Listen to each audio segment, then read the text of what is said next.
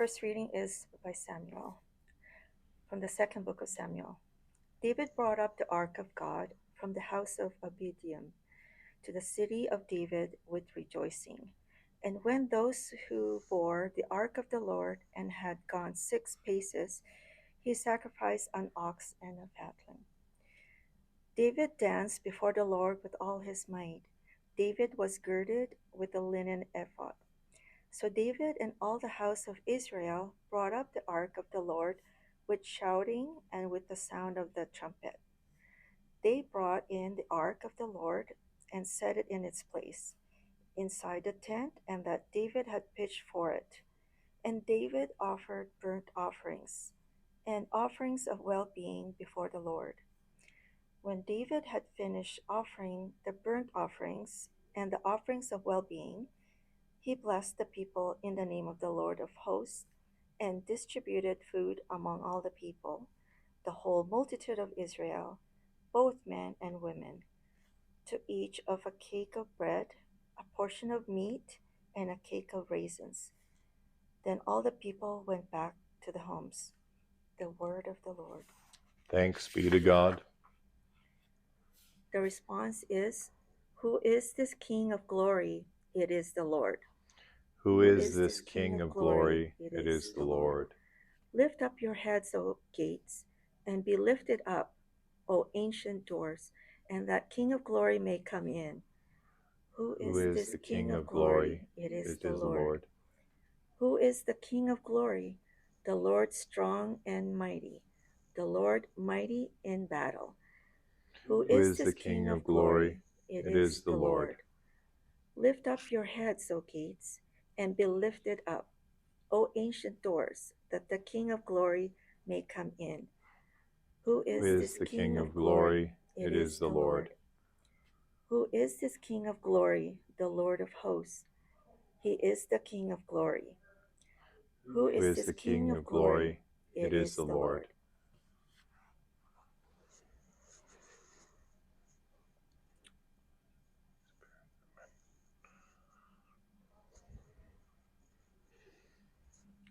The Lord be with you. And with your spirit.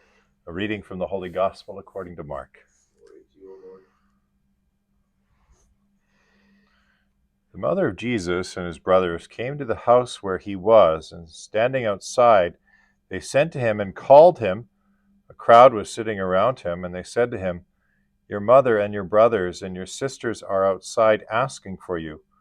And he replied, "Who are my mother and my brothers?" And looking at those who sat around him, he said, "Here are my mother and my brothers. Whoever does the will of God is my brother and sister and mother." The Gospel of the Lord. Praise to you, Lord Jesus Christ.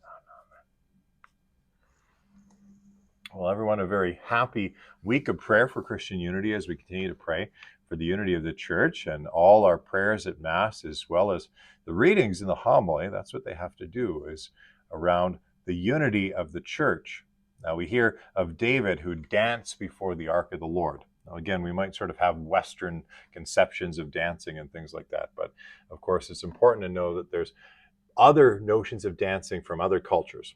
For example, from the continent of Africa, West Africa, East Africa, as well as in the Middle East. And they don't have sort of the same cultural idea of it as we would sort of have within the West. So that's important to point out.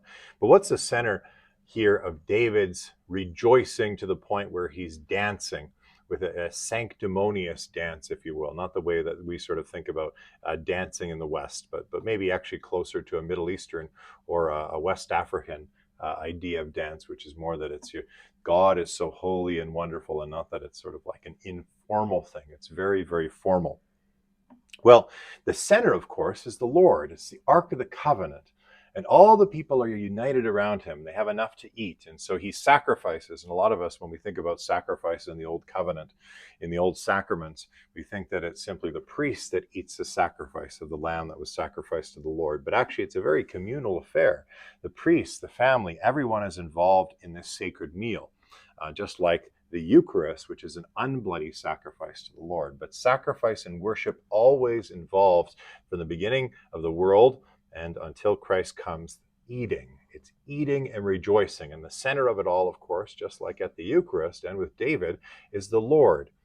And it shows us really what Christians should be. The center of our worship is not ourselves, or maybe even a misinterpretation of David dancing, sort of thinking that, well, David wasn't really sort of putting our Western conception on Scripture, that he was sort of being inappropriate and things like that. No. He was dancing in a holy way unto the Lord, and the Lord was at the center of it all. And the community and the Lord were all there. They were all combined in this beautiful, sanctimonious worship of God. And then, of course, we hear in the psalm, who is the King of glory? It's the Lord is the King of glory. He will unite Christians. He'll bring us together. He'll bring together the Baptists. He'll bring together the Catholics. But the center is, we have to focus on the center. It's God alone and what he says in his word. And that's going to bring us together again as Christians. All of his commandments. Earlier this week in a homily, I gave an example of right before the Darien Gap. And many of you know about this area there. It's in Panama, starting in Colombia as well. That's where hundreds upon hundreds, even some people say thousands of migrants are going through every day. And a lot of these families are facing very, very steep material need to the point where they can't even feed their children, or there's not even enough water. And right before the entry to the Darien Gap, there's Caritas International, Catholic Charities International, as well as Samaritan's Purse. Those are the only two charities that are there. That's what someone told me.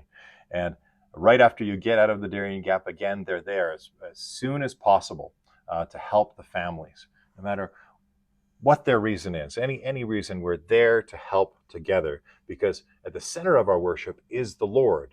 He is the King of glory, and he is the unity for the church. And when we see the people who really represent, as we know through the gospel, Jesus, that's what helps us come together to realize that we can help this person because Jesus loved us so much.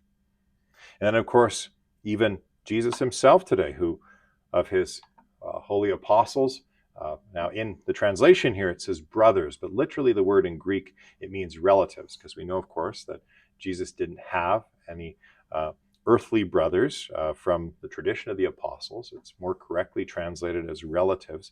But what he's saying is that no matter who these relatives are, even if it's the Mother of God, Mary Most Holy, that it's the one who follows God, who puts God at the center. And so let us continually pray today that all Christians would put God at the center. Because when that happens, we come together, we help people going into the Darien Gap and coming out. And we pray, indeed, that all the churches would be united again and all Christians would come together. The church says that it's a travesty that those who love Christ are not united. And so let's pray for it, because it's not a very good witness to the world. And let's help also pray for it in our schools too, that all Christians be united and we would join together in helping every person, whether spiritually poor or materially poor, that we'd bring them everything that they need.